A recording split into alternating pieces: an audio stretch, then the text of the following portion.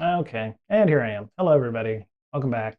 Uh, Thank you for being here. It's been a few weeks since I've been on. I did not mean for it to take that long.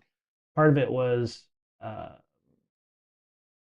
just wasn't feeling like I could get online, and some of it was some personal stuff. We put our cat down after 15 years, so rip to my boy Q-Tip. I love him, and hopefully, when I decide to shuffle off this mortal coil, I have been kind enough to him in his life that he will make my journey to the afterlife that much shorter.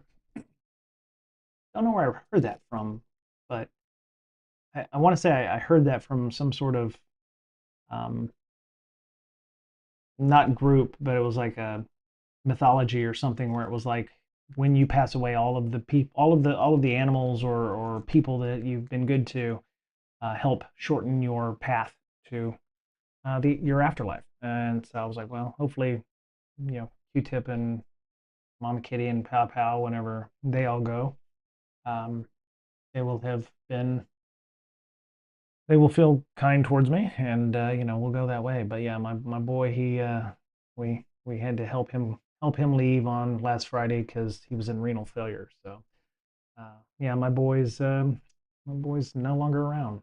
So it's just me in the house, bunch of non guys. So, but yeah, hmm. So I've made some unfortunate changes to my streaming setup. I started using the ATM dual like multicast system, and it's having some issues with YouTube. So we'll see how well this goes. It may end poorly. I do not know. So how's everybody been? Good to see you. Like I said, um, I have yeah, it's just been kind of warm here in Southern California, and wasn't feeling the security thing, right? I don't want to say it was burnout because I've been in burnout probably for about 7 years now. It's just didn't feel like I had anything to give to InfoSec at that point. So thought I'd give it a little break, and then unintended, obviously, but to see what else is available and work on some other pet projects. So I do have some news. The Socvel quiz is out. If you have been living for the past couple of weeks, it's been crazy from a security point of view, at least from an NPM point of view. If you're a big fan of NPM packages and that kind of thing, it is, yeah, there's been a lot going on. Scattered spider arrests, etc. So we'll see how much I've been keeping up and keeping track of that because there's some initiatives that I've been working on to try to get more proactive with being able to share information for at work and our Slack and our Discord and whatever. So yeah, and then I had a Reddit post on some technology. Well, I didn't have the Reddit post, but I responded to somebody's Reddit post where um, apparently my viewpoint was not a popular one, and so I'm more than willing to own it if somebody in chat or somebody watching is like, yeah, you're really not smart. I'm cool with that. I can own that. I would just say, considering the places that I've worked and several years, there's we'll get to it. We'll get to it. Anyway, so I'm gonna turn on some music. So we're gonna get some chill hop on. Chill hop radio now. Uh, Okay, so I'm out of um, yeah, of course there's no browser, right? Firefox. I do honestly, it's the only issue I have with um nightly. Nope, wrong one. That's the chat for the YouTube, which technically I guess I could pop that up if I wanted to. There we go. All right, so I've got my window up here. I'm gonna shrink it up a little bit because I've got some e- emails and things on here. I have not upgraded to OBS, or not OBS, but I have not upgraded to um, OS X Tahoe because, like most streamers, I have noticed that if you make a change to your configuration, like an OS update, you run into all kinds of issues where you might have problems with compatibility. One of the reasons I left Mac OS way back in the day, uh, it was like, oh, we're just changing how applications work with Apple. And it's like, oh, my Audacity no longer works because they didn't know it was coming or they couldn't push out the fix before the Apple update. So I had to learn an entirely new method by which to edit audio on the fly. Thank you, Apple. And it was like, this, I'm out. And so I went back to Windows for about 10 years. Um, then, Windows started sucking too. And I was like, well, okay. And um, really? You haven't been up here for like a week. Come on. Come on. You get up here. Yeah, meow. Come on. Meow. There you are. Hello. Yeah, she was here when it all happened with the boy, and she knew something was up. She felt what was happening. So, all right. Ooh, that's loud, yo.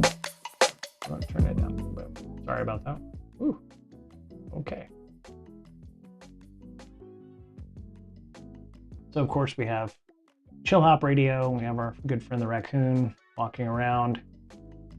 The idea is it's just supposed to be a little hint in the background. It's not supposed to be an Abercrombie and Fitch kind of thing. So, but yeah, thank you for Chill Hop. Anyway, the Socvel quiz. All right, so this is the latest one. It came out on the 19th. So anything that might have happened in the last 4 days doesn't make a bit of difference. So I don't know what that code is. Don't ask me. So, all right. So we're going to start with Silent Push, which is a company that probably does threat intel. I'm sure they're going to sell us something on their ad.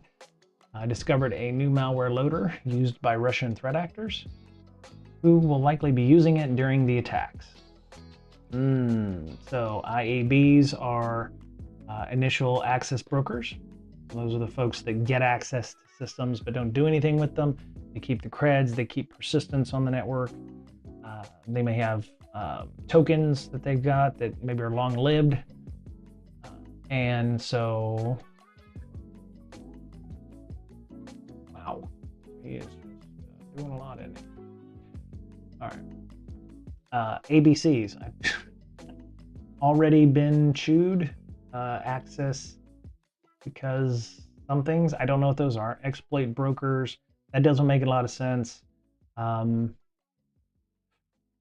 So I think sometimes you have to read into the question. So they discovered a malware loader. So what does a malware loader do? It loads injections. It allows for certain activities to be done used by Russian threat actors. I doubt Russian diplomats are going to be doing anything. Initial access brokers. Yeah, I don't know what ABCs are, so we'll see what ABCs are. I have a feeling because I don't know it, that's the answer. So we'll see. Exploit brokers. I don't think that that's the case. That would be post kind of thing. So I'm assuming it's one of these two here. So I'm going to go with IABs. Final answer. Lock it in. IABs. There you go. New push discovered. Yeah, 3 different versions of servers. I will post this blog post up into the various chats. Here we go. Also got to go to the Chargers game. If you are a fan of the sports ball, which if you're not, that's fine. We saw the Chargers play the Denver Broncos. American hand egg for those of you who will like to make fun of football. Last second 3-point try by our field goal kicker to win the game. So that was awesome. Very much nail biter right down to the second. Thought we would be able to leave early because I didn't actually think we were going to win. We came back and we persevered. So it was awesome. Silent Push, new malware loader strongly associated with Russian ransomware gangs named Count Loader. involving threat 3 separate versions. So they have .NET, PowerShell, and JScript, which is interesting. No PowerShell or Ruby or anything like that. .NET is cross-platform. PowerShell is probably as cross-platform as you can get for PowerShell, and JScript, not JavaScript, it's JScript, I think. We believe it's being used by initial access brokers, toolset, or by ransomware affiliates with ties to Lockbit, Blackbasta, and Quillen ransomware groups. Yeah, so they use it to get initial access, right? Technical evidence obtained within these samples allowed our team to make the connection between the agents dropped of account loader and malware agents observed in several ransomware attacks. Based on this observation, we assess with medium-high confidence. So that's what medium-high would be, anywhere between 60 to 70%, right? That's nice that they don't go like we're 100% certain, right? They leave room for error. Kaspersky researchers identified a portion of the operations in June of 2025. So this has been going on for 3 months, 4 months, 3 months-ish. They were only able to identify the PowerShell version, which utilized the DeepSeek AI phishing lure to trick users into downloading and executing it. So it's still a phish or a drive-by, or, click here to, download cool stuff, or, pictures of insert actor here of note. Additionally, unique campaigns utilized other lures and target methods, including a .NET version of account loader, which was named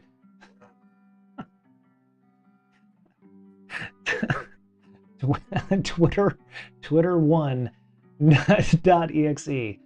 I am wow, that's interesting how and it's effective, right? It just has to work. It doesn't have to be fancy. It just has to work. You just need one person at your company willing to click on twitter.exe. Not even twitter.exe, twitter1.exe. Like, oh, we messed up. It's the add-on, right? Jeez. Anyway, so nice long write-up. I mean, it's going to go through. They've done their homework. Take a look through here. I'm sure there's some IOCs at the bottom if you wanted to review those. Definitely some information here that might be helpful. Initial checks talks about the execution flows. So it looks like a pretty decent write-up if you're interested in that. You can go continue to review that. We shall continue on. All right, number 2, Unit 42. Reported on Shai Hulud. I apologize if you were affected by that. Let's see what happened. I want to say I was sitting downstairs because I was doing something on my computer, and I seen LinkedIn pop up with an article saying CrowdStrike hacked, and I'm like, oh, okay, click. And it was like, oh, the NPM packages that people can utilize from CrowdStrike, along with 180 other packages, were compromised. And I was like, oh shit. Okay, well, let me go upstairs and post up the link to those things. Shai Hulud, NPM supply chain attacks. In this context, what does Shai Hulud refer to? Well, in Dune, it's the big giant ass sandworm, right? That is on Arrakis. I'm going to say sandworm because sandstorm doesn't make sense. Sandscorpion, it's not a scorpion, and it's not a man yet, unless you follow the later versions of Dune, when it gets really weird. Leto the Second, I think, is the one. So I'm going to say sandworm. Ding, ding, ding, ding, ding. Because it's a big-ass sandworm is what it's called. Shai Hulud worm compromises NPM ecosystem. This was like 2 of 2, or the second one that we've had. The one previous was for the Kix guy, who he was on his phone and got an email and clicked on it and logged in, and oh yeah, it needed 2-factor auth, and he gave the 2-factor auth token and got owned. Like they had his 2-factor. He logged in with his username and password, gave him the 6-digit code or whatever it is they need for that. Everybody was on Reddit saying, hey, why don't you have 2-factor? And he's like, I did. I just put it in because I didn't bother reading the email, or I didn't do the needful. And so he got owned, all of his packages and things that he was hooked up with. But yeah, there was a lot there. So this came out on 17th of September, so there might be some updates in here. It's investigating active and widespread supply chain targeting the Node package manager ecosystem. Novel self-replicating worm, which is currently being tracked as Shai Hulud, is responsible for over 180 software packages. Now, how many years ago was it? We had Adam Baldwin on, who was working, I think, at NPM at one time. NPM is owned by GitHub, which is owned by Microsoft. Just to give you a heads up in the chain of where ownership occurs. NPM is owned by GitHub. GitHub is owned by Microsoft. 180 packages is probably 0.001%, give or take, of the number of NPM packages that are available. So it's very significant because they're not going to target something that's, got ones of downloads. They're always going to target the stuff that's like popular, obviously, because they want impact. And when we go talk about the thing on Reddit later on, remember impact, okay? Impact and scope is important. This attack represents significant evolution in supply chain threats. At some point in this article, sophisticated will be used. I can feel it. Unit 42 also assesses with moderate confidence that the LLM was used to generate the malicious bash script. So vibe-coded bash script. We're so lazy right now that we're vibe coding malicious bash scripts based on the inclusion of comments and emojis. Well, that's pretty good. Okay.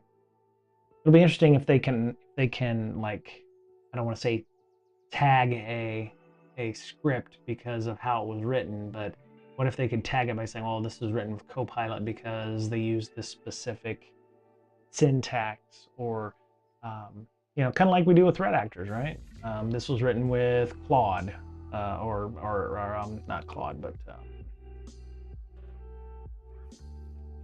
Anthropic, or it was written with Gemini, or it was written with whoever, Palo Alto networks are better blah, blah, blah. Okay, great. Yeah. Great. You're all great. Yes, Palo Alto is awesome, whatever. The attack may originate from a cred harvesting phishing campaign, spoofing NPM, and asking developers to update their multi-factor auth. See, now I think this is the same thing that happened with Kix earlier in the like a couple weeks ago. I'm sure he got an email suggesting something similar. He updated his MFA by logging in and using an existing MFA token. Once initial access was granted, the threat actor deployed malicious payload that functions as a worm, initiating a multi-stage attack sequence. Based on the inclusion of comments and emojis in the bash script, Unit 42 assesses with moderate confidence, not high, just moderate, so it's like 50 to 60%. Threat actor leveraged LLM to assist in writing the malicious code. Sure, okay, whatever. All right, this malware scans for compromised environments looking for NPM tokens, looks for personal access tokens and API keys for cloud services like AWS, GCP, and Azure. So, things that will allow you to log into web-based services that your company uses and own all the things, right? Harvested credentials are exfiltrated with an actor-controlled endpoint. Malware programmatically creates a new GitHub repo called Shai Hulud under the victim's account and commits stolen secrets to it, exposing them publicly. Oh, wow. Huh. That's very interesting. Oh, shit. What is going on? Okay. Oh, wait. Oh, there I am. Okay. I don't know why I have Chrome music on here, but I was afraid I wasn't talking about anything. Hey, Digital Warhead. Look at you, man. 31 months. I'm glad you're on. I hope you're on. Because you just subscribed, so if you didn't, then you might be Shai Huluded or something. Somebody's hooked up on Twitch or whatever. Current scope of the attack. Tiny Color was one I think that a lot of people hit. Hey, Digital, how you doing, man? How was LawnCon? I think you told me about LawnCon? That was a couple weeks ago. How was LawnCon? PancakesCon was, I think, last weekend, which was very interesting. I didn't get to go to it. I missed it because I didn't have it on my calendar. But Hacks for Pancakes, who recently moved to Australia, they have this PancakeCon where they do an online virtual conference where pancakes are kind of a thing. LonCon was an absolute blast. Had a lot of fun and met some cool people. That's the important thing, right? Networking, especially in this day and age, in this job market or this job seeking thing, kind of like Squid Games now, I think more than anything else. Not so much a finder or a hunter's market, it's a Squid Games thing. Whoever's the first to get there. Talks went late night until 3 a.m. until the rain until the rain started. Okay. Wow. Okay. What was the setup like? Was it a projector screen? Or obviously it must have been inside or outside. So got a new water bottle too. Interim guidance. They're suggesting credential rotation. Rotate all your developer creds, including NPM access, SSH keys, public and private. Your private keys for SSH. That could be a big deal if you're using your same SSH key everywhere. PGP keys. I don't think they mentioned that here, but you can use PGP to sign commits. You should assume any secret present on developer's machine may have been compromised. So yeah, if you're using PGP for anything like signing docs or anything like that, you might want to worry. Also, any personal credentials that you might use for your, like if you have a personal AWS account or personal GCP. Yep, had a large white tarp over a pop-up canopy with a projector in the back. It was hosted on his property, which was nice and open, large and open. Very nice setup. Very cool. Very cool. Well, hopefully that'll be a thing that will continue to occur. Sounds like it's a very, I don't want to say low cost, but it's a very easy way of doing things, right? If you've got the space, if I had 2 acres or something, where I live, I would do a conference in my backyard. That makes complete sense. I would just have to, make sure I didn't, piss off my neighbors. But yeah, so enforce MFA, which if you don't already have it, you've been owned anyway. But change all your passwords, basically. Change all your credentials, your tokens, your auth tokens. You're using something in VS Code or an IDE. Make sure you're changing that too. What are we talking about today? So Shai-Hulud Digital. If you haven't been affected by the Shai-Hulud stuff, NPM packages got owned up in a supply chain type attack. It's part of our threat intelligence quiz that we're doing for Socvel. So there you go. There's that. I actually have the YouTube up, but I don't know how well the audio and video is doing on that.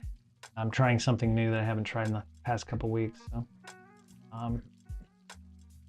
feel free to make clips or whatever if you'd like.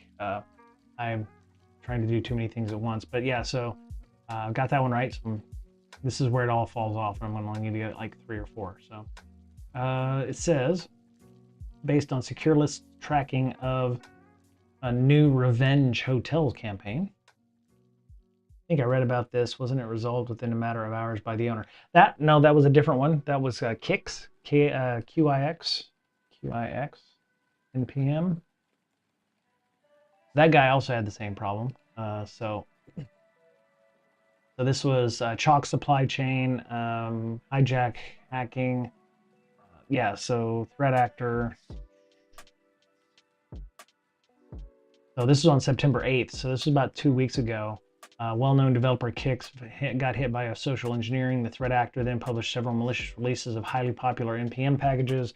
It's not Shai-Hulud type, but he definitely got owned, and he checked an email. I think I talked about this a little bit earlier, but had a 2-hour time frame in which versions were available for download.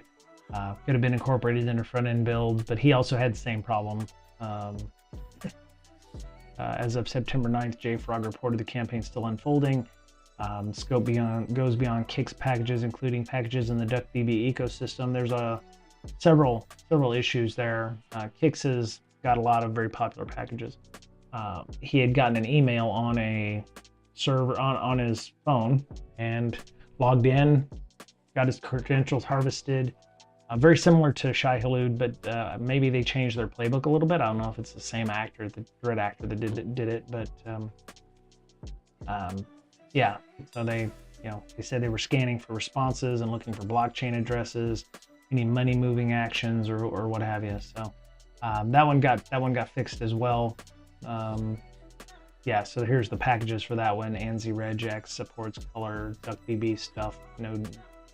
There was a number of those as well. If you didn't have a chance to read those up, yeah, he got locked out of his account. There was a whole big Reddit article or Reddit story about that, and he actually posted on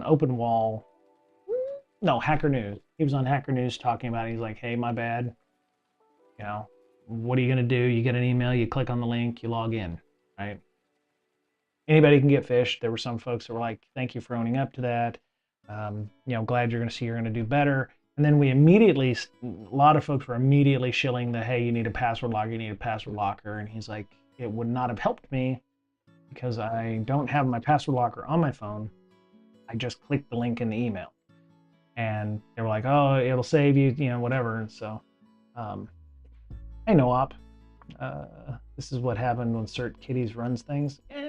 That's fair, I guess. Yeah. But yeah, this is the other one that happened. So.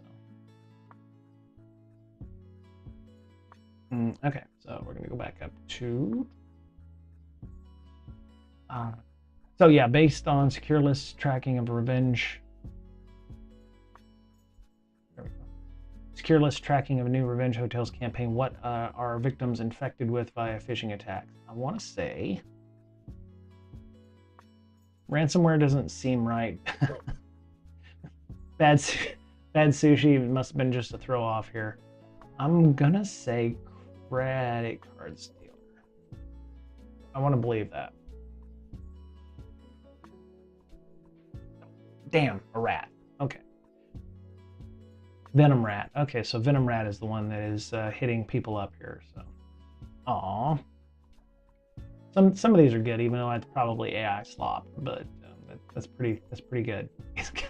It's got a little suitcase. So Revenge Hotels, known as TA558, been active since 2015, stealing credit card data from hotel guests and travelers. Okay, so its modus operandi includes sending emails with phishing links which redirect victims to websites mimicking document storage. So, please sign these docs, or here's your hotel, reservation. I don't remember buying a hotel, that kind of thing. Final payloads consist of various remote access Trojan implants, which enable the threat actor to issue commands for controlling compromised systems. Looks like 2017-0199. This would be Microsoft Corporation, so Microsoft Office. It's like Microsoft Office, Vista, 2008, 7, and 8.1. Wow, that's an old ass CVE. Doesn't even say it affects Windows 10 or 11, but apparently it does. Apparently it does. Very interesting. Okay, so this takes you to a site that is not useful in some cases. But it was updated in 2018, so if it works, you're probably needing to look at patching your shit. There you go. Malicious RTF document. Okay. Yeah, okay. So you can, there's a Python tool, so rtfdump.py, you can analyze. Oh, there's a nice tool in here for analyzing RTF docs. You run Zeek and filter all the things. You need to man it in the middle of your own connection. Right. Yep. There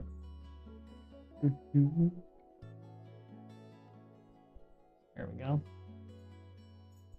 So anyway, yeah, nice little write-up here. Rat family such as Revenge Rat, Nanocore Rat, NJ Rat, 888 Rat. 888 Rat, interesting.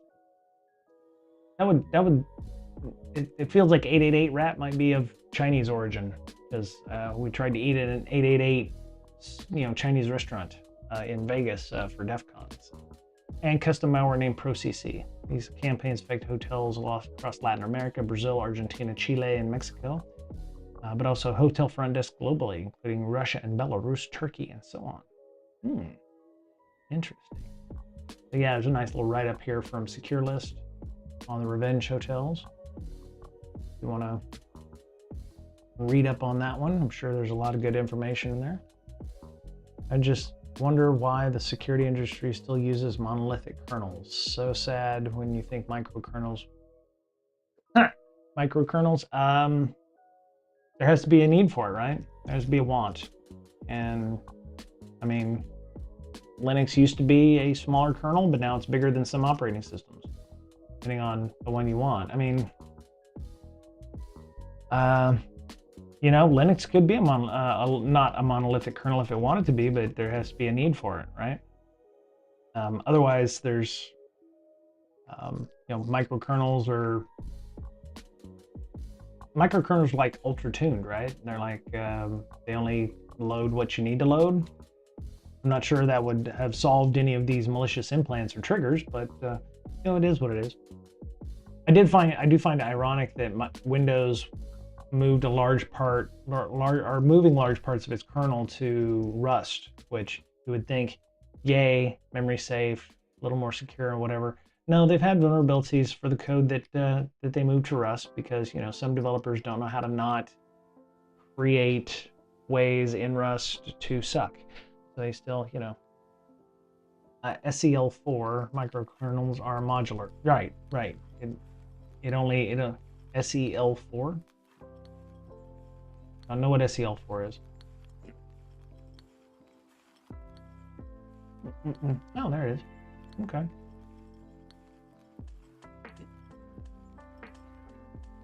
Most highly assured and fastest operating system kernel. Okay. Yeah, if you feel like you need that in your threat model, that is a thing you need to have, yeah, knock that out. You know, contact and support sounds like it's not free. So.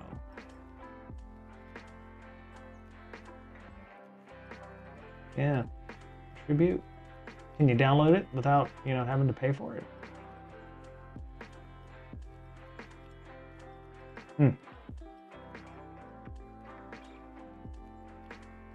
Oh, okay. Porting it to VLAN. Wow. Yet another thing I don't know about. Cubes OS. Okay, yeah. I doubt I could actually stream or do anything with Cubes OS. So I'm going to stick with Apple for now. Because, you know, having just migrated off of Windows about a year and a half ago, can't use Linux yet. Linux will get there one day. You can actually do stuff with it one day.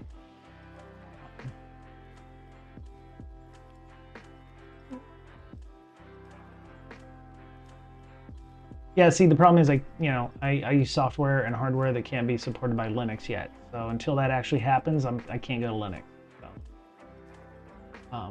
Or Cubes, probably in many cases.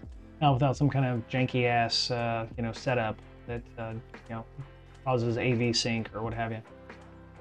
I'll look at it though. Post up your GitHub and we'll take a look. NISC.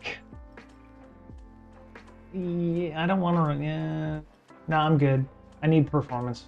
So, Zen? No, I'm good on. Yeah, not Zen. I can barely keep my Proxmox set up over there. It's actually dark. I haven't had it plugged in for months. That just shows you how much I don't use it. As a matter of fact, I probably am going to be getting rid of my ThinkCenter servers here in the next few months. So, yeah. Ink's report on CopyCop. I actually heard of CopyCop. What type of campaigns are they running? I think it is. I don't think it's ransomware. I don't think it's a DDoS. I think it's a disinformation campaign. Yes. Look at me. I did hear about CopyCop. I just hadn't read too much about it. So insect group. There it is. Insect group. CopyCop, known as Storm 1516, Russian covert influence network. 200 new fictional media websites targeting United States, France, and Canada. You know, you don't really need a lot of disinformation campaigns these days. We're doing pretty good at creating our own disinformation around here. Thank you very much. CopyCop has also established a regional network of websites posing as fictional fact-checking organizations, publishing content in Turkish, Ukrainian, Swahili languages never featured by the network before. It's odd. Swahili, huh? Okay. Hit me up if you get rid of your mini PCs. I probably will get rid of at least one of them. You know, I can keep another. I keep one as probably a backup for my my own cloud kind of stuff. But yeah, I definitely will hit you up though, Digital, if you want. We'll probably keep the one that has USB-C on it. The other one is still fairly good, and it runs latest Ubuntu. They're really great. 94 websites targeting Germany, reported by Insect Group in February 2025. Insect Group feels like a threat actor. And I don't mean that in a disparaging way, but that would be the exact kind of name I would want to give a threat actor group. We're going to call ourselves the Insect Group. I'm assuming that's how you pronounce it. I apologize to the Insect Group people. If you're watching this, you're like, we're not Insect Group, we're Insect Group or whatever. Anyway. These websites operated by John Mark Dugan with support of Moscow-based Center for Geopolitical Expertise and the main directorate of the General Staff of the Armed Forces of the Russian Federation, GRU. GRU. John Mark Dugan. Okay. They hide in light mode. Yeah. Yeah.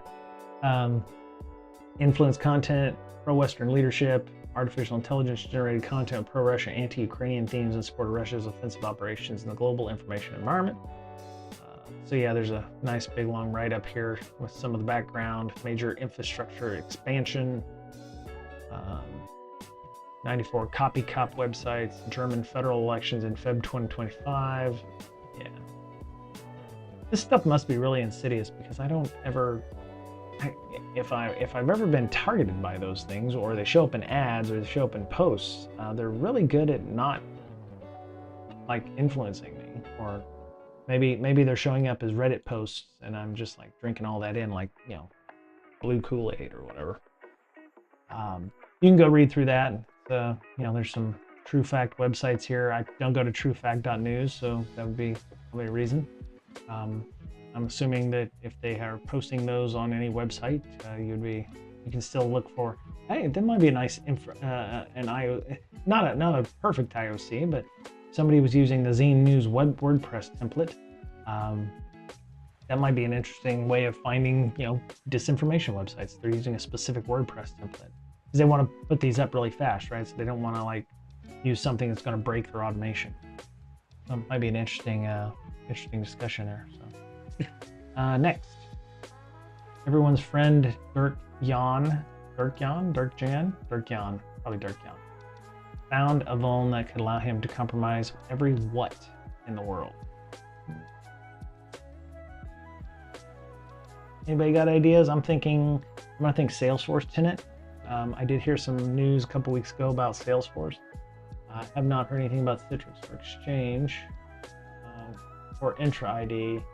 I did hear something about Intra ID, but I don't know if anybody, I don't know who everybody's friend is. I don't even know who this guy is, person is. So I'm gonna say Salesforce tenant. Nope, Intra ID tenant. Oh, one token to rule them all. Okay. Dirk Jan Molima. Okay. So there you go. I don't know if this is the BGP thing. Let's find out together. One second. I'll post this up in our chatty chat here. All right, so preparing for Black Hat DEF CON talks in July. Most impactful Intra ID vulnerability I'll ever find. This vulnerability could have allowed me to compromise every ID tenant in the world, except probably those in national cloud deployments. If you're using Intra ID admin reading this, yes, that means complete access to your tenant. Okay. Vulnerability consists of two components: undocumented impersonation tokens and called actor tokens that Microsoft uses in their backend service. Let me see. Tokens allow full access to Azure AD Graph API in any tenant. Requesting actor tokens does not generate logs. Even if they did, it would be generated in my tenant instead of the victim's, which means there's no record of the existence of these tokens. Wow, very cool, very cool. He has a tool called Road Recon that uses the same API. If you run it, then you can find in the GUI of the tool could have been accessed and modified by an attacker abusing a flaw.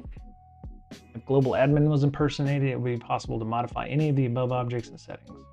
Okay. Go follow this person. So I knew less than you did. Apparently there might be a BGP vulnerability I was unaware of too. Maybe Socvel will post that up as well. It's really hard to have a good RSS feed series that you can follow for news. A lot of it just turns into complete shite. I mean, I've got all this stuff here, and it's like, I don't give a shit about Jaguars shut down, these kinds of things. I mean, I've got a good number of things, and then you get latest news, which has 500 things, which is probably regurgitating, a handful of either other bits. And then, I've got things like, Blue Team Sec over here for Reddit, InfoSec News, Cloudflare, 22.2 terabit per second DDoS attacks. I mean, some of this stuff is good. There's just a lot of information. Yeah, exploitdb and frac.com. Yes, I think I have exploit.db. Or I got rid of it because it was too noisy. Yeah. So, I mean, there's just a ton of stuff here. So. Expiry is 24 hours after the token was issued. ISS contains the GUID of the Intra ID token itself, called Azure ESTS service. Again, the tenant GUID is where it was issued. All right. Well, if you use Intra ID, maybe this is going to keep you up at night, and you should probably go take a look at that. What app is that you're using? I'm assuming you mean me. This is Feedly, feedly.com. It is a paid service, but I've had it since they offered a one-time lifetime subscription of $99. So I've been using it since Google Reader went away, which is close on 20 years now. I think I bought it when I definitely lived in Austin. I think I worked at Ultra Electronics, so that was probably around 2010, 2012, 2011, sometime in that time frame. So, and yeah, I mean, it's nice. I mean, they actually have started trying to create AI feeds so you can track topics or whatever. So they really embraced that whole threat intel thing. Several companies I know actually use these for threat intel. Yeah, it's just not hard. It's feedly.com. Feedly. No, not Fedly. Don't click on Fedly.com. We don't know where the fuck that goes. But yeah, if you use Intra ID, you might want to go take a look at this. And I'm sure, hopefully he has yeah, there we go. Practical abuse. Let me see. I hope this is all worth it. At the bottom, it's like, oh, here's how you fix it, right? Or here's detection. All right, so querying data over Azure does not leave any logs. Modifying data does usually generate audit logs. You can maybe pull up a detection for that. Looks like they fixed that pretty damn quick, didn't they? July, reported it to MSRC. MSRC opened a case. Further details on the report. So they asked for more information. MSRC requested to halt further testing of this. So Dirk-Jan, or what is the name, must have been like banging on multiple accounts or had pulled up multiple tokens, and MSRC's like, you don't have to help us anymore. We already figured it out. Microsoft pushed a fix globally into production on the 7th, 3 freaking days later. And they've confirmed it as fixed a week later. That's crazy. That's a critical. That's probably a fairly, hopefully that came through their bug bounty program. He got a fairly decent bit of coin, I think, for that one, I would imagine, considering the severity of the issue. Further mitigations pushed out preventing actor tokens. So he found, so they resolved the initial issue. He probably went back and said, oh, I can do this and I still have blah. So they pushed out additional mitigations preventing actor tokens being issued for the Azure AD graph. And then they issued the CVE, right? So, yeah. I don't think somebody got fired. I think I mean, people make mistakes all the time. So it's a business logic error. It's probably not something they would have found in a Black Duck scan or Coverity scan. It's just a number, very complicated, a bunch of widgets, a bunch of gears, and you tweak one in the right direction and you get this. So yeah, it's definitely I would imagine all hands on deck kind of thing. But considering how complicated Azure is and how many systems and subsystems and things that are commingling and homogenating, I'm not surprised that they would have something like that would pop up. I mean, you've got whole development teams that are probably working on the AD graph API, and then you've got other ones over here working on the actor tokens and all this stuff. So, I mean, they're all working in their own fishbowl, and they don't necessarily always know what other teams are doing. So it just happens in any big organization with big setups like that. But, this guy's probably got a fatter wallet now because of that. So. One, I do not have access to any tenants in a national cloud deployment, so I was not able to test whether the vulnerability existed there. Since national cloud deployments use their own token signing system, token signing keys, it's unlikely it would have been possible to execute this attack from a tenant in the public cloud to one of these national clouds. I do consider it likely that this attack would have worked across tenants in the same national cloud deployments, but that's speculation. Yeah, so, I mean, Microsoft's not going to let him test that, but I bet their internal team is testing that. Exactly, once you get the gist. Right. All right, so I didn't get that one right. All right, let's continue on her. Cypherma warned of a Python-based info stealer that can be obtained whereby threat actors... What? Cypherma warned of a Python-based info stealer that can be obtained okay, so can be obtained where by threat actors. So where are you going to get this Python info stealer? Russian market, dark web forums, GitHub, or Telegram group? I'm going to say Telegram group. Oh, GitHub? Okay, we'll do GitHub. I'm thinking Telegram group, though. Nope, look at you. Look at you, No-Op. Good job. All right, unmasking a Python stealer. All right. Oh, we got fancy. Oh, ooh. They paid extra for that little stinger there. So Cypherma's threat intelligence assessment of Zillan. Zillan.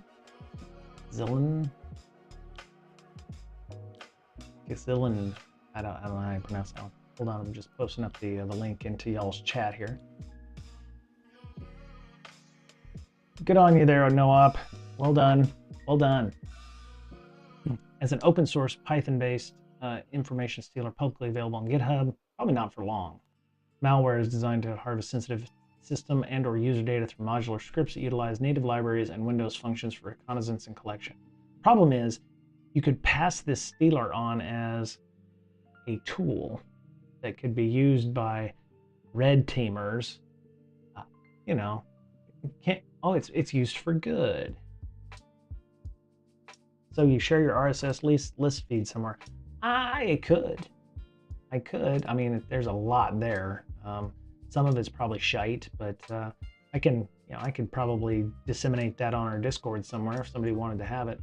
I also have some other things that nobody gives a shit about, like leadership stuff. But yeah, there's a good number of things in here. I always add stuff, and there's actually probably some duplicates like secure list, depending on what is. Yeah, see, it's probably the same, so I could probably unfollow that one. Sometimes I just add stuff and don't realize it's on there, but yeah, I mean, there's quite a few.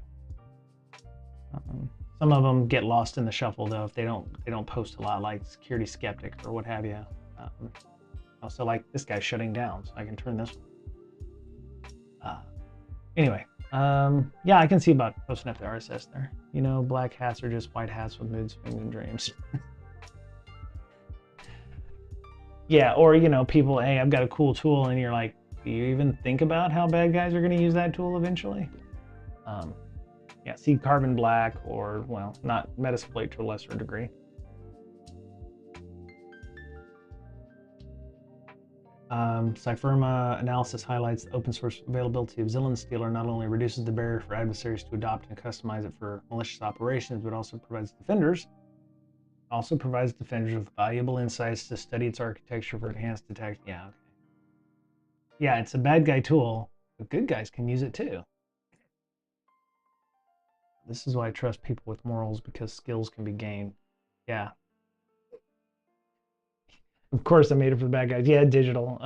Yeah, that happens quite a bit. Version 3 is Python-based oh, it even has a nice GUI that enables operators to configure, compile, and manage customized stealer builds. There you go. Exfiltration setup. Operators can define stealer name, Telegram bot tokens, and chat IDs with data exfiltration routed via Telegram. Okay, so you might want to keep an eye out on any outbound traffic to Telegram all of a sudden. Morals are such. That is a thing. That is definitely a problematic, having ethics in this day and age. I actually heard a recent article that they said that black hats are finding kids on gaming forums and what have you. And, I mean, that's how we're getting Scattered Spider. They just arrested somebody in England. I want to say he was like 15, 16 years old, involved in Scattered Spider. No telling how he got a hold of that, but it's like, you want some money, you're 15 years old, here's free cash, basically. Go do bad stuff, and if you're not in the US, you're in Europe or England or someplace like that, jail sentences are way less, right? So it's, not saying it's good, and don't do bad things, kids, but it just happens. So yeah, there's some nice Python you can go and look through. Ooh, try statements. Okay. I almost want to run that through some code scanners to see if they can find any kind of vulnerabilities there. But yeah, you can go read through the when you just run scripts and not looking into your tools, you're just an operator, not a hacker. Right. You don't know how your tools work. You're just a skid or whatever. Now everything's vibe coded, right? We just saw that article where ransomware or the bash scripts that are being used by threat actors is being vibe coded. I mean, they already have a leg up on many of us because we're like, oh, we don't want to use AI or it's taking our gerbs. Right?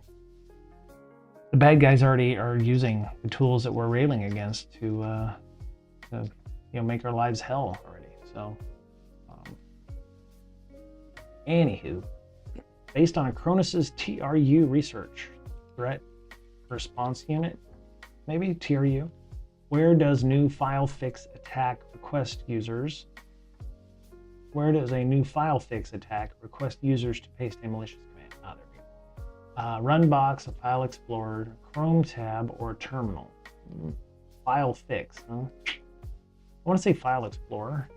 I'm excited for that because I once reverse engineered things. They forget malware has O days as well. Right. It's like, yeah, they're going to have, if you've got, ransomware or threat actors that are just vibe coding up something using Copilot or maybe their own AI, basically.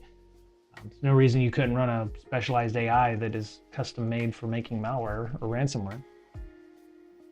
Yeah, I mean, there could be vulnerabilities, right? So yeah, keep an eye out on that. If you can reverse engineer some malware or whatever, check it for vulnerabilities, and maybe you can turn it around and increase that arms race out there. So file fix, file explorer sounds like the most likely option. ASM never lies. Yeah, look at me. ASM never lies, and radar is just a piece of art that runs anyway. Yeah, I lived in the before times before radar came about, where it was, if you weren't using Ada, you weren't using anything because it was the only thing, right? Or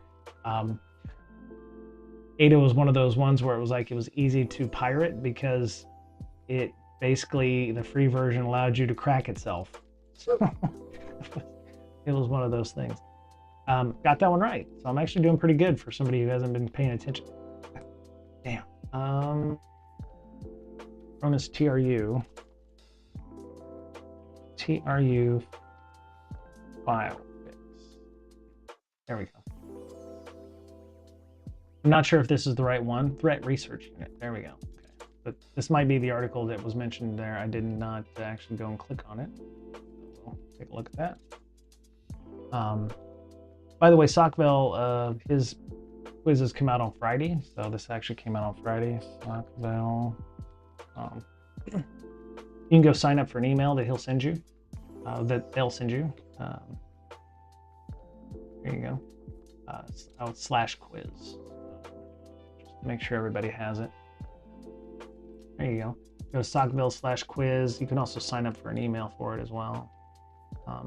Does it out of the goodness of their heart. If you want to send them a little coffee thing, you can.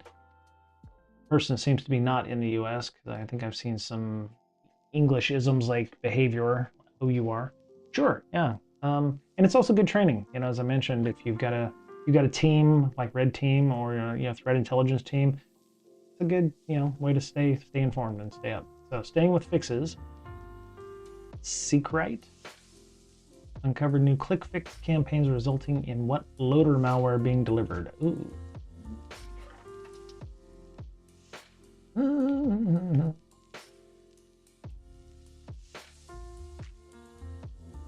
Bang with fixes. Seek Right covered click fix campaigns resulting in what loader malware being delivered? Hijack loader. Give me a complete guess. Haha. Awesome.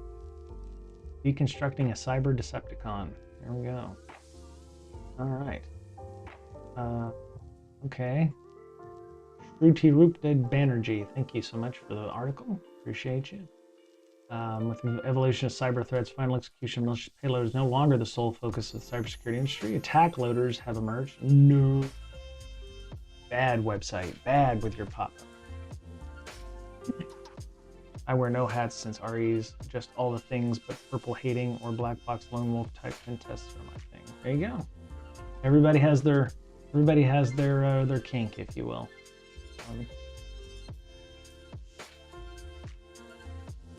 Post that up as well here.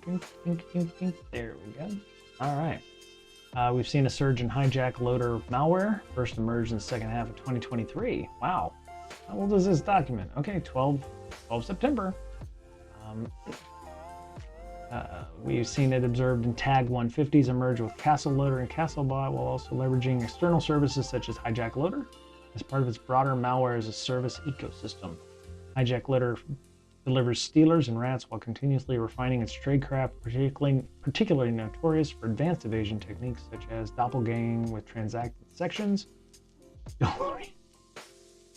unhooking system DLLs, direct system calls under WoW64 call stack spoofing, and anti-VM checks. All right, so anti-VM checks is interesting because you can't just toss this into a Proxmox or something. You have to figure out how to get around it. There's scripts you can do that to modify your VMs, as we've seen when we set up our malware sandbox to modify TCP windows and etc. But you know, they're not always 100%. So, infection chains, excellent. Let's zoom in here on this. Oh, yeah, reject. Just reject. There we go.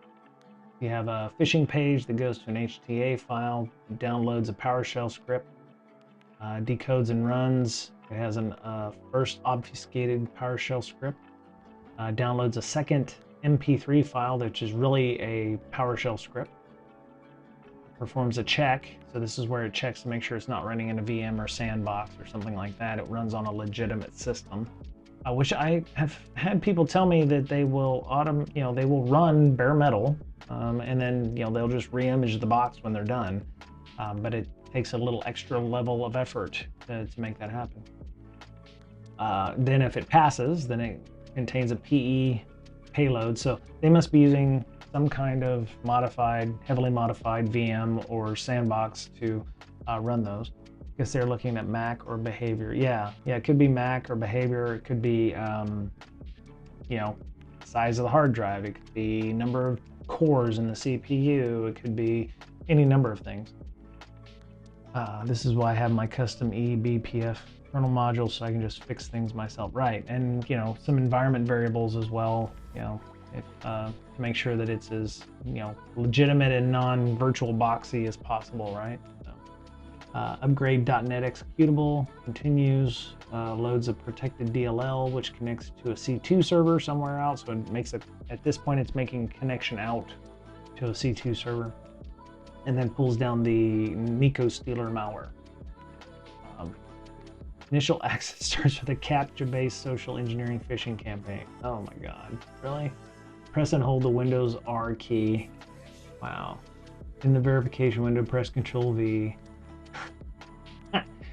Oh my God, okay. So press and hold the Windows R key. So it must be some kind of value that gets copied, and then when you Control V, it will paste it, and then press Enter on your keyboard, and then you'll observe and agree. Wow, okay, so that's interesting.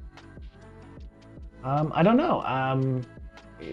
It would be nice if they give you a way to download and analyze this. You may be able to find on VirusTotal or elsewhere as well. Hijack Loader would be what you'd want to look for, whatever its Info Stealer type of variants. Nico Stealer might also be available. So yeah, IOCs. Yeah, oh, right, Windows Run. Yeah, and then there's something that's been copied to your clipboard that you Control V and you hit Enter, and then yeah, it will automatically run that for you. Probably a curl command or IE Explorer, which is might be a PowerShell command or something like that, which would pull that down. So cool, good job, Shruti Rupa. Yeah, there you go. Oh, blockchain experience. Okay. Blockchain security, maybe. Yeah, nothing wrong with that. All right. I think we're getting close to the end here. According to ASEC from OnLab, man, there's a lot of threat intelligence companies out there. What makes Black Nevis ransomware impossible to decrypt? I do not know. I imagine quantum is not it. Unless Invisible Unicorn is a cipher, I doubt that's it either. I'm assuming it's some kind of key encryption. Impossible to decrypt would mean maybe something like a public-private key pair. Quantum? Wait, okay. Well, we'll go with that one. Nope. I figured key encryption because it might be a public-private key pair. You'd have to have one or the other. Would be nigh impossible otherwise. But yeah. Oh, dang it. I don't think you can go backwards. So let's see. On labs. Look at there. Have you seen Quantum SSH? No, I have actually not SSH'd in several months. Solution support blog, ASEC blog.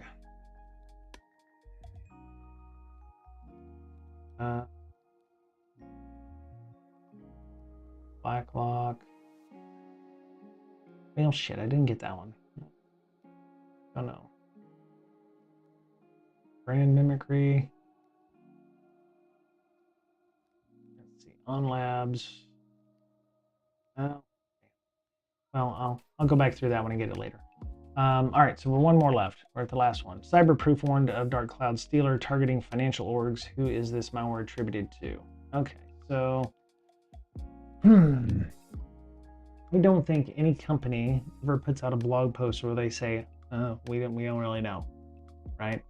I undetermined. Can't imagine a company would actually put out a blog post at that point because they want the clicks, right? If they can say, "Oh, we saw Scattered Spider," oh, people are going to click on Scattered Spider. North Korea likes to hit a lot of financial orgs because they love them banks. They love them banks. Quantum SSH, huh? Yeah, I haven't SSH'd in months. So, yeah, I'm gonna say North Korea. Oh, wow. Okay, so that's ballsy. They did undetermined. I would not have expected that. I have no idea. Cyberproof MDS spotted a massive rise in dark cloud stealers targeting financial companies in August 2025.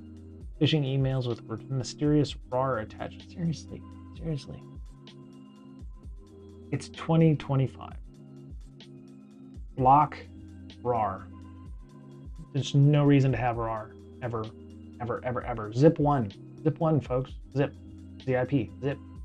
RAR attachments. Delete them. You get a customer, send you a RAR attachment, delete it. Tell them, get something legitimate, right? Get something real. Human resources, anything. Oh, I'm going to send you a RAR file. No, we're not accepting RAR files. They're done. They're gone. Do not accept a RAR file. Seriously? One sec.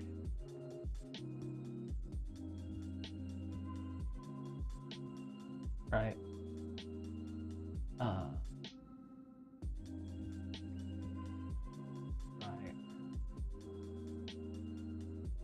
You can't get it.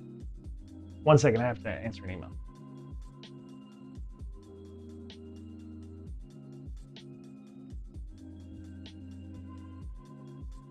Production.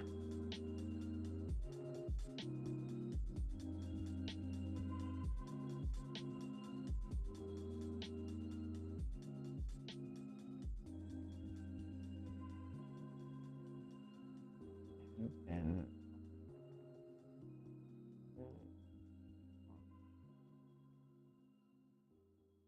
another 12 hours. There we go. All right, sorry, had work. And let's review EDR alert on mtstow.com. Further investigation confirmed malicious events attempting to steal browser data. Further review around the timeline helped us identify the initial dropper, malicious process injections, persistent techniques, outbound network connections, etc., which are highlighted in the details below. Yeah, no RAR files. This is like a horror movie where you've got the group of kids because they're morons. Let's go up to the haunted house when it's raining and shit, and we're driving our broken ass car, and we got what you do? You don't leave the car. Movie over, right? In this case, oh well, we accepted a RAR file and we attempted to open it because we had to download WinRAR. Oh, we got owned. Yeah, no shit. You know what you do? You don't accept RAR files. Strip that shit out, right? Azure, don't accept RAR. Done. Game over. Movie's done. Everybody goes home. Seriously. Don't accept VBE files. Block that shit. Movie's done. Everybody has a happy ending. You blow the fucking shark up. Exactly. Yeah, zip bombs or whatever. Yeah. Yeah, VBE file. Yeah, there's a ton of shit here. I find it interesting that they have a bunch of stuff here, but they can't tell you who did it. And maybe that's not what they do. Yeah, you don't have to look at Zeek if you just don't allow RAR files. So, well, not in that specific case, you don't have to allow RAR files.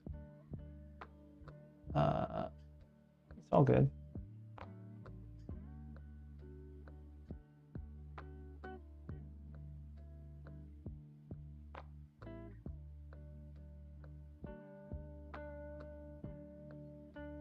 We shouldn't.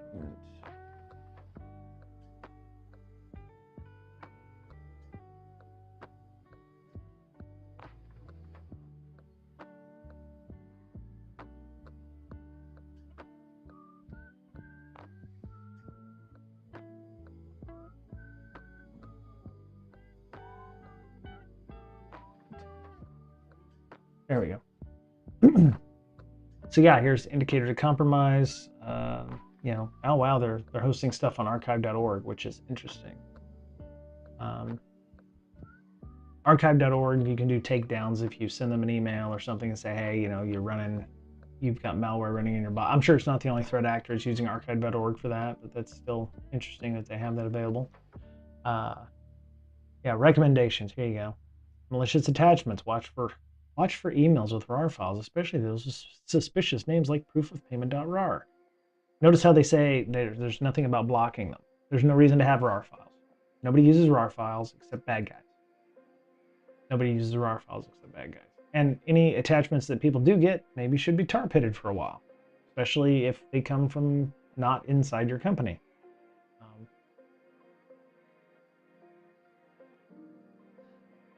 Aren't there 1990 issues? Yeah, I guess so, yeah. Monitor VBS, VB, yeah, okay. You shouldn't allow VB script. I don't know why you would allow anybody to run VB script on their network. Maybe as a macro on an Excel spreadsheet or something, maybe. I could see that potentially. Yeah, especially from Outlook's content folder. These are just hygiene that you should be doing anyway, so. If this is cyber criminals, then yeah, that makes sense. They're any cyber. It could be certain cyber criminals, or it could just be somebody with a trying to make a name for themselves, or they've broke off from their normal stuff and are moonlighting. So I can see why they say this was undetermined at this time. So cyber proof.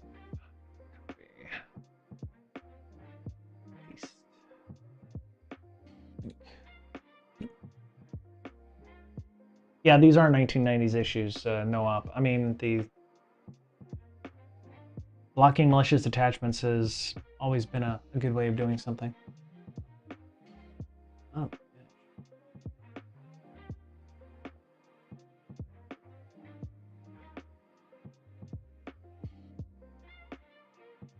I have to read that tomorrow. Yeah.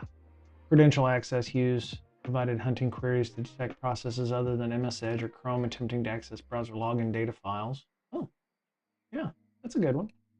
Yeah, you have to know that. Keep your CTI feeds up to date. commodity malware attacks. Yeah, okay, sure.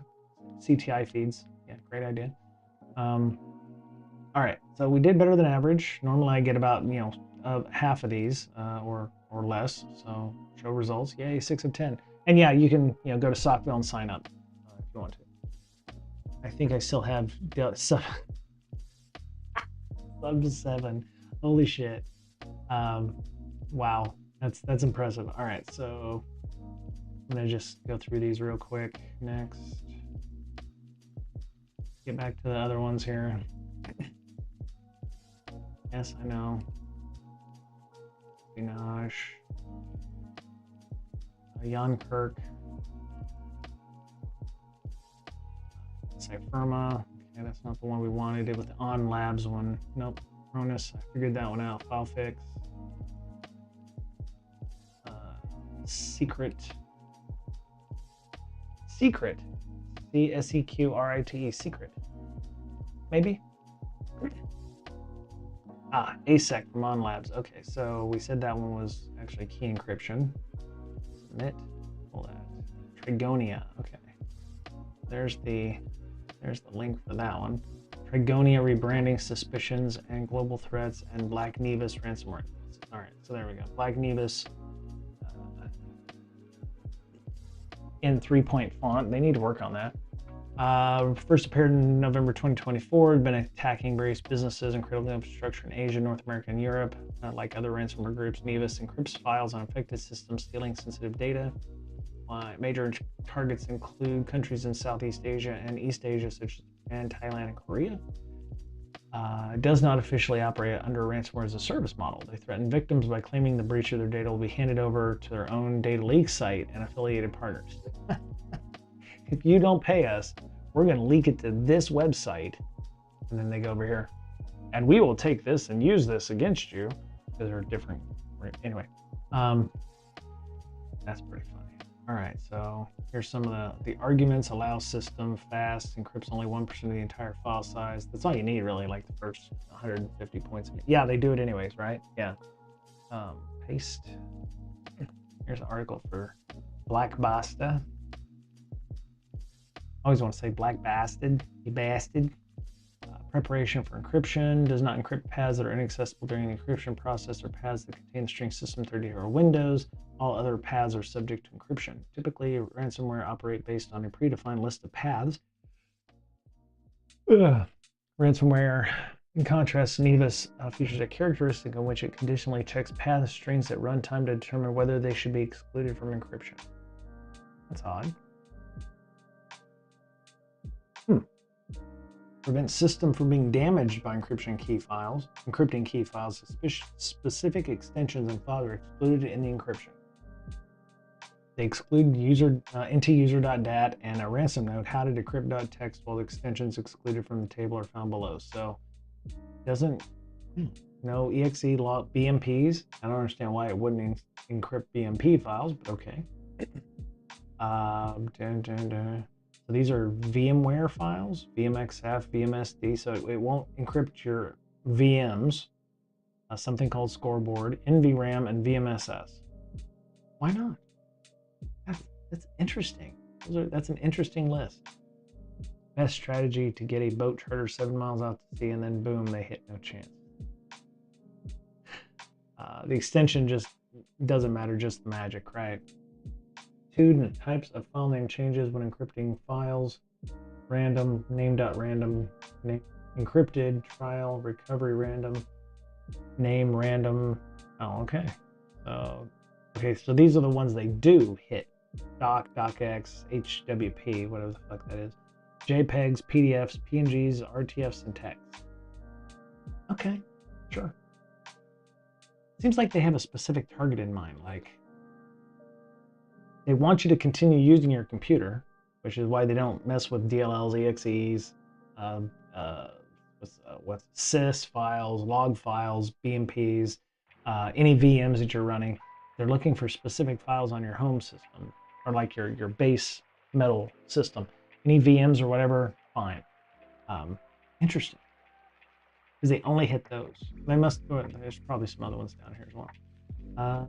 it's an AES symmetric key is then encrypted with an RSA public key and inserted at the end of the file. As a result, no clues left behind in the local environment that can be used to decrypt the file. Wow, okay. Following is a screenshot captured after being infected by Black Nevis ransomware. The background has not been changed. It's almost like they want to lay low and not let you know until you try to open up a doc file or a docx file and, oh, it's messed up. And then they say, oh, you know, it's been tested for security. Virtually your system is vulnerable.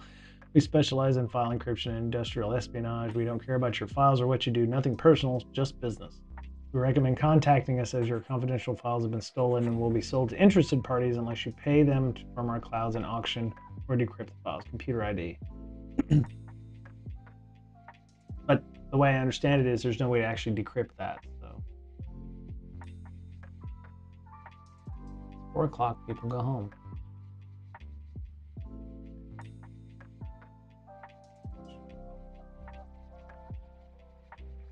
Yeah, maybe. Okay.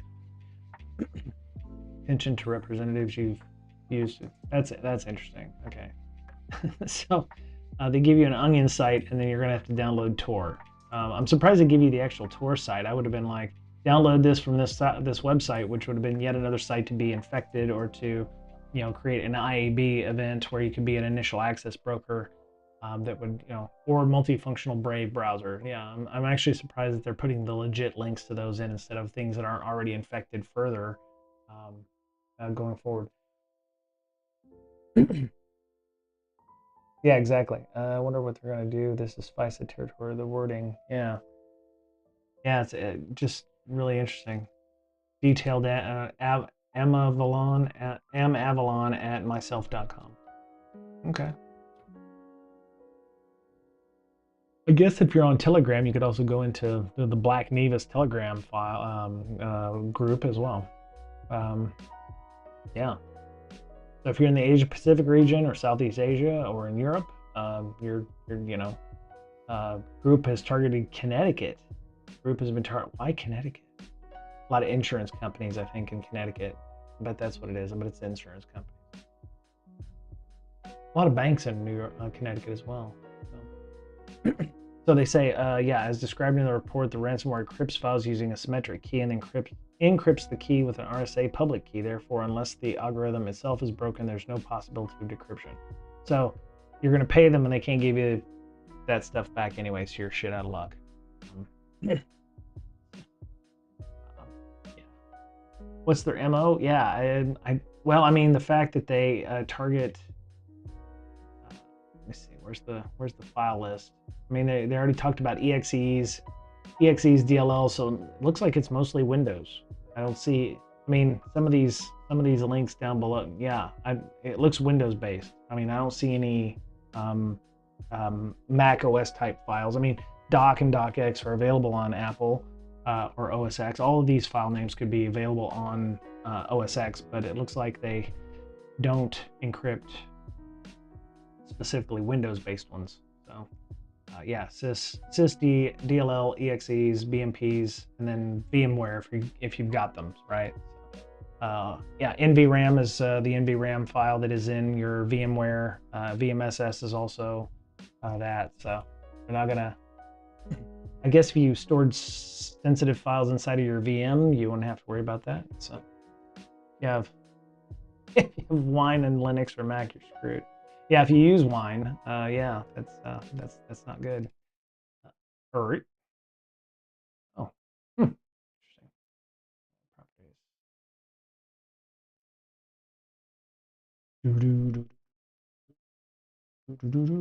Oh, I didn't hit OK. That's what happened. All right. Yeah. So yeah, that's the cyber quiz for the week. They come out on Fridays, like I said, and you'll be able to review those. Seriously, it's 4:30, people. Go to bed. Go to bed. Cool. All right. So let me go back to see me. There I am. Hello. So let me find the Reddit article that I had posted on that I kind of got some flack for, probably for good reason, because there's not a lot of people that work in really large organizations. So, um, oh, I didn't like my comment there. Hey, Asian Music, how you doing? Let me see. Good to see you. I know I haven't been on a lot, so thank you. Thank you for coming and hanging out. Earning the same way. No, that's not it. US Mint. It was about WPS. So sorry, age. Sorry, age. Um, uh, gold can.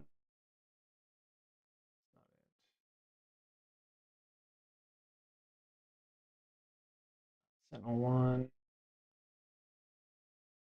Oh, something interesting. I don't know if it's I don't know if it's newsworthy, but they said that Sentinel one, Palo Alto, and Microsoft declined participation in the attack evaluations for 2026.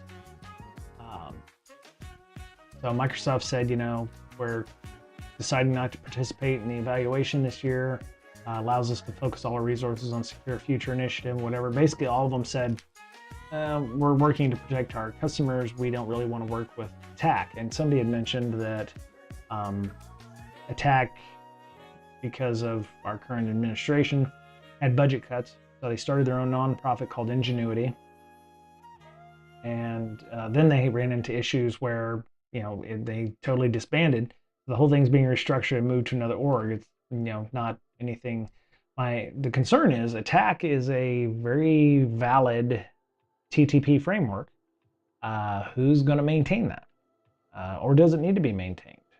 Or could it just be open source and it's put on a GitHub somewhere and people can download it and use it? But yeah, so CrowdStrike dropped out last year, and they said, why would vendors waste money? So they're on top of this, the vendors have to pay MITRE or whatever the hell attack is, or Ingenuity, to be involved with this and to basically get shamed. And Microsoft, Sentinel-1, CrowdStrike, and Palo Alto said, yeah, nah, brah, we're good. And so they're not in it. So there may be a handful of folks that are still involved with it. I just, there's just not sure what's going on there. So let me see, what does this said? Yeah, so yeah, they've all withdrawn from the MITRE attack evaluations 2026. Moderately interesting, S1 and Palo pulled out on the same day, 9/12.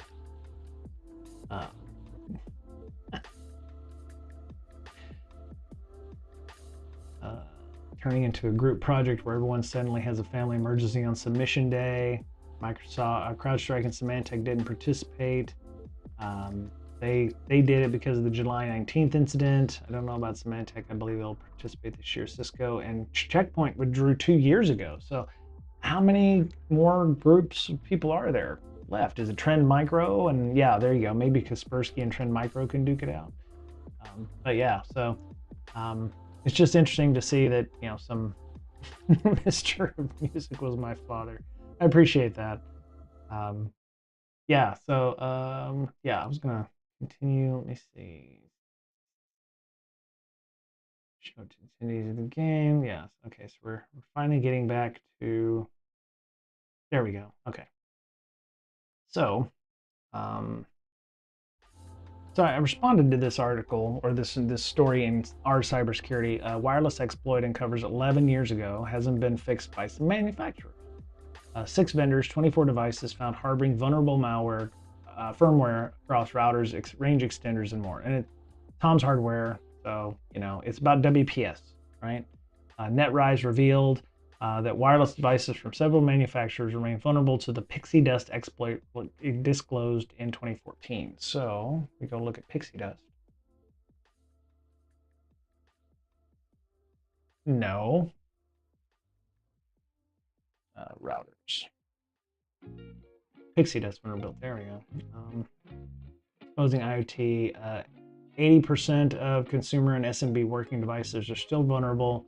It's a systemic issue, and vendor patching, opaque advisories, and legacy firmware across the supply chain. Well, this is not what I wanted actually, but it's an average of 9.6 years after disclosure. 13 actively supported devices remain unpatched. So they said 24. So in that time, Some devices have gone EOL, out of service, out of support, etc. And attackers can recover Wi-Fi protected setup protocol pins. So any of you who've been around in the past 15 years have used Reaver or something else to crack WPS, because it's an 8-digit code, and it's really not 8. The last digit is a checksum digit that matches the other 7 digits. So you don't really need to derive the last digit. So it's really 7 digits, and you can actually crack the first 4 and then the second 3. And there's, I think, somebody said like 11,000 potential combinations that are available. So you just need time, right, to be able to do that. The one thing that I had suggested in it was that you have to be within range of the device. It's not like you can do it remotely. I haven't seen a web net. It's not web. It's WPS, right? So in this case, WPS. No, it's not WPS. Yeah, Wi-Fi protected setup. So yeah, Wi-Fi protected setup. And it can be on, and you can still use WPA2, right? Simplifies connecting devices to a Wi-Fi by bypassing the need to manually enter an SSID and a password. They activate WPS on their router and device they want to connect, usually by pressing a physical WPS button or what have you. Yes, it should be turned off, but some people actually use it. No, that's okay. Working on your car, right on, right on. Yeah, so it's an 8-digit pin. Yeah, it's the button right there, kind of right there. Yeah, revealed in 2011. This flaw allows remote attacker to recover a WPS pin in 4 to 10 hours. Right? I've used Reaver back in the day on, used to be you just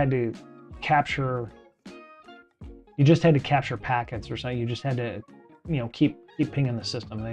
Users have been urged to turn off the pin feature, although this may not be possible on some router models. I haven't seen Pixie. I'm assuming that's the tool that they're using for this, but there it is. Tom's Hardware.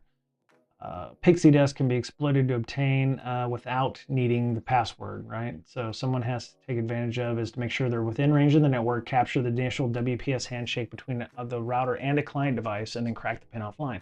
So I made the comment of people are like, oh, this is awful. Why aren't people, turning this off by design? And I'm like, look, you can't turn something off that is on by default because customers may actually use that.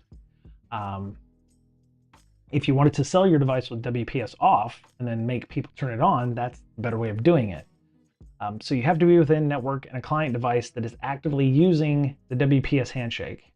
So unless they're setting up a new printer or a new device and they're like, well, I just want to cheat and use WPS and that both devices use that, then you're fine.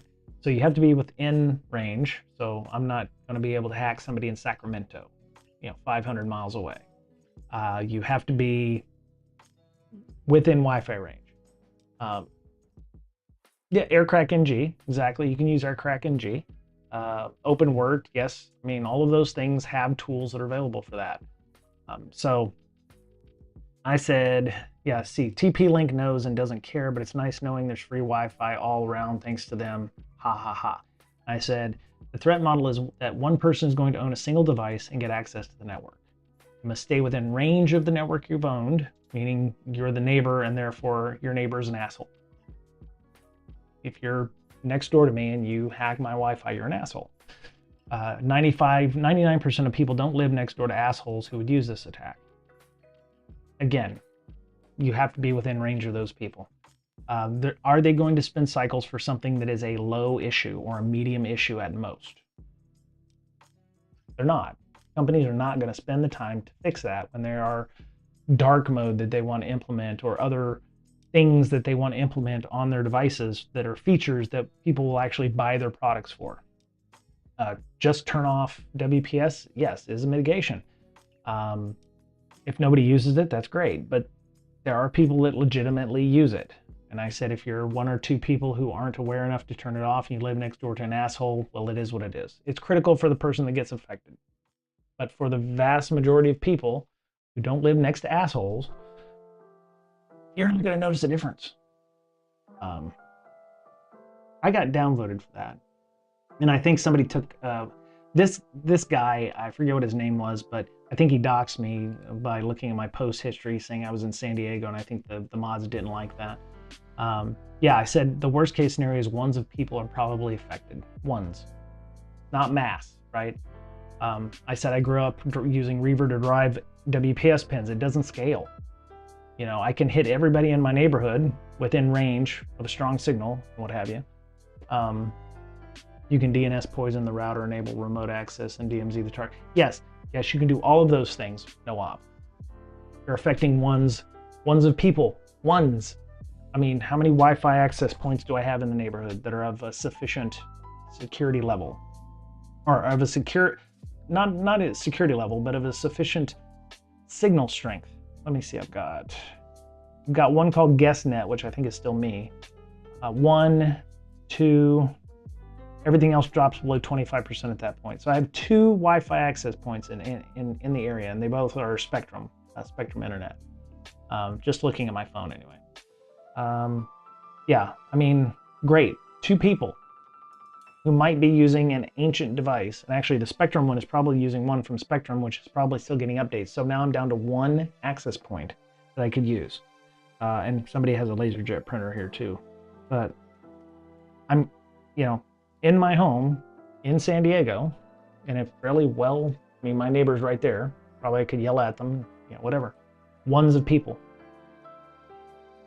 I think there's a lot of much ado about nothing here, but yeah, this person got kind of ugly. They were like, I've been in information security for 20 years and this is bullshit and they should be fixing all the things. And I was like, I don't know what to tell you, sub companies don't want to spend the dev time to fix something that isn't critical.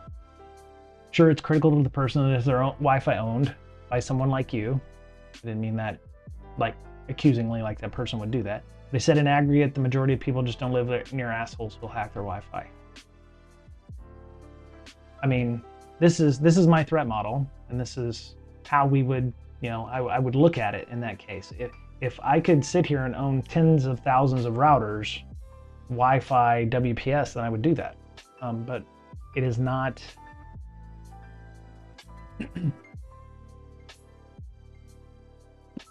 Time will tell. You can go to Wiggle, but you're going to have to drive to those sites. You're going to have to drive to those people's sites. I mean, yes, I could drive down the street to another subdivision where there's another 30 or 40 homes.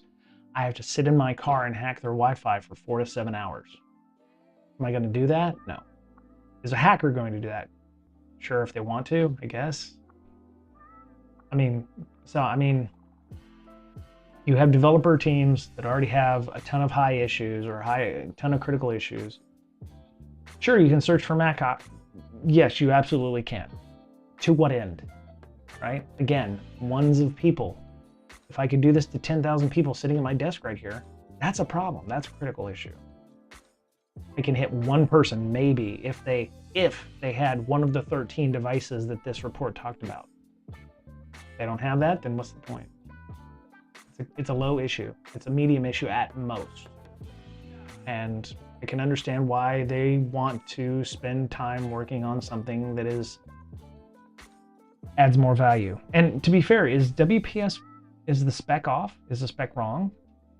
You know, is it, I mean, that may be something like to Digital Warhead's point, you know, haven't seen a WEP network in years. There's a reason for that, because you don't push WEP anymore. They don't push WEP anymore. The next version of Wi-Fi networks may not allow WPS to be turned on by default and may be deprecated in such a way. But it is ones of people. Now, that one person who may be using some shitty TP-Link system and got owned up, yeah, you know what, 100%, that's a critical issue. They call up TP-Link, TP-Link will send them a brand new one, or TP-Link will say, you know, turn off WPS, or something like that. Right, these are very targeted attacks. I mean, you know, if I had a 15-year-old next door to me who's learning how to, you know, hack and use Wi-Fi and stuff, yes, my Wi-Fi could potentially be hacked, 100%. But that's you know, again, it's critical for the one person, right? And yeah, I think this person said, you know, I can't believe you actually have this opinion. I've been working in InfoSec for 20 years, whatever. I said, is the device still supported? Does it have the ability to even have OTA updates? Some of these older devices that have gone end of life, into service, weren't known for automatic updates. You had to download the bin file, go to the admin UI, upload the file, and then flash it. Is WPS broken? Yes. Should it be fixed? Sure. Yes, 100%. That's why we have the adjacent, or that's why CVSS4 has additional modifiers for things like, can you do it remotely? Do you have to be with adjacent, which for me is like you're in the bushes next door to somebody's house trying to hack their Wi-Fi or intercept the IoT traffic between the devices. Did you know all Wi-Fi NICs have ECC and every signal has a unique signature that can be tracked? Also, all electronic signals can be recorded. Sure. The 0.001% of people that can do that and track the Wi-Fi, signature to whoever did it. It's all very Wi-Fi. I will hydrate. Thank you. I will hydrate. I get on a tear sometimes. This is, and I don't know if I'm jaded or not, but it's where when you work at a place that has to deal with things like external vulnerabilities or reports that come through for like ransomware and stuff, you really have to start prioritizing what is important. Yes, this is important to the person that it happens to. Does it happen to the millions of people who own TP-Link routers? No, it does not. If you live with somebody who doesn't have any scruples, is an asshole, yeah, you're gonna have a rough time of it. What you're gonna do, you're gonna go down to Best Buy, you're gonna buy another shitty, system, maybe the same one that's probably just as vulnerable, have the same problem. You can definitely do that with a hack RF. If you live next to me, no-op, don't be that asshole, right? You're not gonna be that asshole. You have ethics, or if you're a white hat, you may tinker around, but you're going to do it with your own stuff on your own network. Somebody who's doing it maliciously is going to be wanting the motivation for that, right? They're gonna want. It is slow.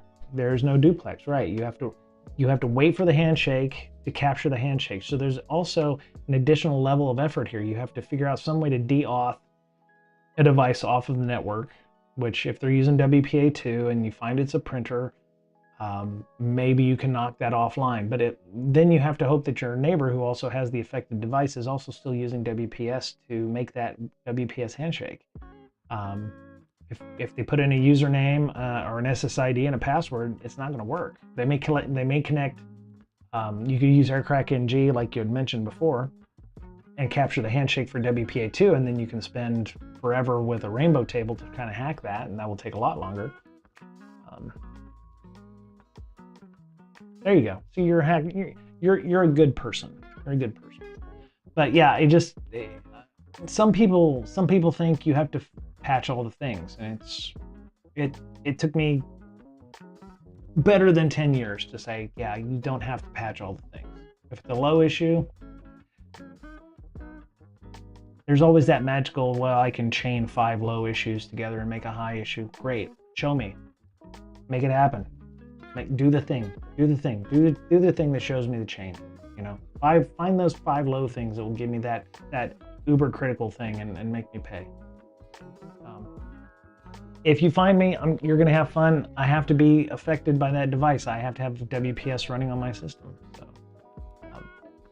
but yeah, once you've got access to that person's network, then you can do whatever you want. You can change your DNS settings. You can get into their admin UI panel. You can do all kinds of shit, but it's only going to affect ones of people, and that's the basic thing. So, and actually, let's go see if they have that information on there. Here's the PDF. Okay, legacy. All right, so earliest patch 9 years, latest patch 3 years, average patch lag 9.6 years. 24 devices. Yeah. Oldest vulnerable set 2017. 4 were never patched. Only 4 were ever patched, right? Only 4 were ever patched. population size, 24 devices from 6 vendors.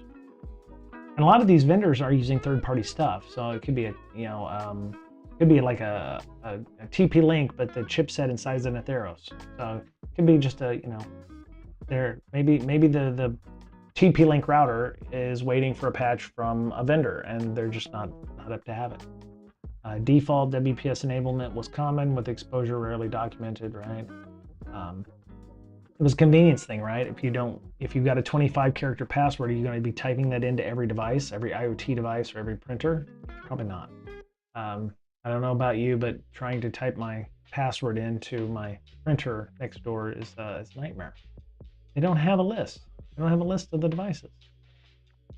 Put up or shut up. They mentioned TP-Link here down, so we know at least one TP-Link is a problem. That's a shame. That's a shame. Yeah, 6 with TP-Link is a notable example due to ongoing releases of vulnerable firmware. So TP-Link is still pushing out.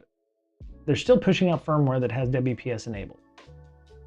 That's what this is saying. They're still pushing this out. This is an FCC IO search. Go to the VLang channel in Reddit. Do I want to? Yeah, let me go.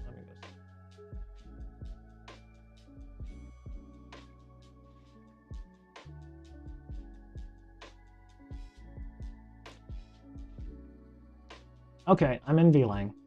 Most printers have a web interface where you can set up Wi-Fi with complex passwords. Exactly, Digital Warhead.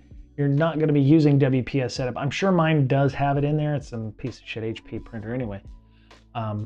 Yeah, there are older devices, but as newer devices come online, Wi-Fi 7 is available. WPA3, which allows for removal of like DAuth type attacks. Yeah, it's one of those things. What am I looking for there, Noab?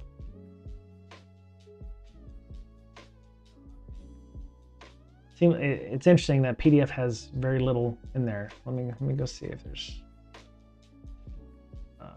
There was nothing in that PDF other than TP-Link, but oh, you should check VLang. It makes coding fun again. I'm still trying to learn how to do Python again. Boot.dev is good. I haven't been on it in a couple days. Probably lost my 210-day bit, but looks like there's quite a few people in here. Looks like this person is very active. Are you wowsin? Wowsin? Yeah, this person contributes a lot to that system. Maybe that's because they're a moderator. Okay, that makes sense. That makes sense. So VLang is available. Oh, v4.11. Ooh. Right, well, maybe 4.12 is out now. Anyway. Yeah, it just, I get it. I was that person that, tried to dox me and he got deleted by the user. Apparently maybe that person got tired of me or something. But yeah, it's hard because you're going to go to them with this issue and the developers are going to look at you like you're an idiot. Like, we have these other things, or hey, just throw it on the pile with the other 500 low issues that we got because of a black duck or Coverity scan, or your SAST or DAS tool is throwing up a bunch of shit and security people don't have time to look at all the reports and look at all of them for false positives. So you really want to go to your developer teams, your product teams, with stuff that is legitimate, right? This is legitimate. It has been proven, but it's just not there. It's just, there's more important things to worry about. And WPS spec is working as, it's not like they broke the spec or something like that. It's working as intended, which is yet another problem. I mean, we've seen that with some vulnerabilities. It's like, the protocol sucks, it needs to go away. There's just a lot of devices that still use WPS. VLang looks like it's great. I just don't know what I would do with it.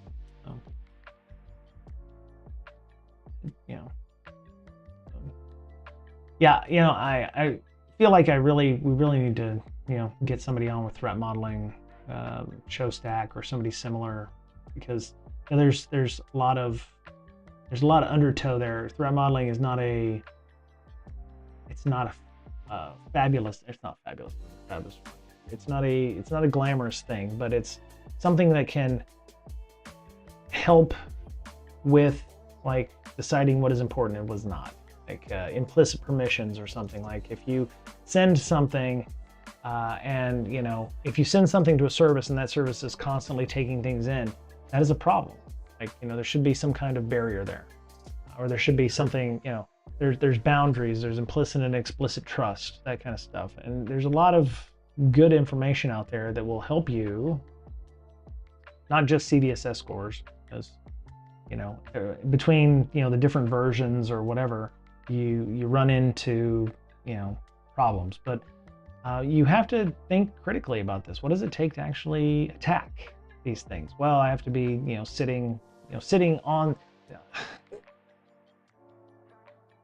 I've gotten reports where it was like, oh yeah, you can do these horrible things to these IoT devices, and you're like, but you have to be actually on the network. So you actually have to know the password, or you have to the assumption is you've already got access to the network through WPS, or you've derived a handshake, a WPA2 handshake, so you have their credentials, or they've let you on the network some way. And then you can own up everything on the network. Or it's like first get root on the device and then do blah blah blah. And I'm like, you already have root. You don't have to do these other things to get if you're on the device as a local admin, it's already game over. Like for a Windows box, if you're local admin, you can do whatever you want on that device. So yeah, threat modeling. Once you start getting a critical eye, and it's like I need to prioritize that stuff. I can't wolf every time I find something. Anyway, well, I had fun today. It was fun actually having content to talk about. Anybody else have anything you want to talk about before we go? Because it's 5 o'clock here. So actually 5:15. I need to go eat. Been working on Pathfinder RPG. All right, Digital Warhead, you have a good night. Hope your car is okay. Thanks for the update on LonCon. If you are in the Seattle area, get with Digital Warhead on CSEC East. Used to be my meetup that I started. That's coming up in a couple weeks. I think you can check out their website. They have a Discord. Anyway, well, I think I'm going to go. Thanks to NoOp. Thanks to Age. Thanks to Digital Warhead for coming and hanging out. Tell your friends. Think critically about your vulnerabilities when you go talk to your product teams, and make sure that you're not just throwing a low issue. If it takes, figure out what it takes to actually reproduce the issue. Walk it through. Somebody's going to send you a report. If it's, you got to have root on the device to be able to do this thing. Well, if they already have root, then that's a problem. So there's, what does it take to actually make that thing be a thing? Don't draw the owl and just say, do all these other things. You see that a lot with reports that I get from researchers and things like that. Anyway, hope y'all take care. I want to say I'll be on Friday, but there's no guarantees. Been dealing with a lot of stuff at work recently, so I'll see when I see you. I'll try to mention it on Discord if I'm going to be on. And Sigwatch, thank you. Hope you have a good night too. Thank you for listening. And if you disagree with me, please leave comments in the YouTube. I would love to actually have comments. Tell me why I'm wrong about ones of people or WPS. Maybe I am wrong. I'm more than willing to admit I am incorrect. So please feel free to leave comments down below if you like. And I don't do it enough. Like, subscribe our YouTube channel if you want to hang out and listen to a bunch of other things, including some recent threat intelligence briefings we did with my goon roommate from DEF CON. I think that was the last interview we did. So. All right, I'll see you when I see you. All right, take care. Bye, y'all.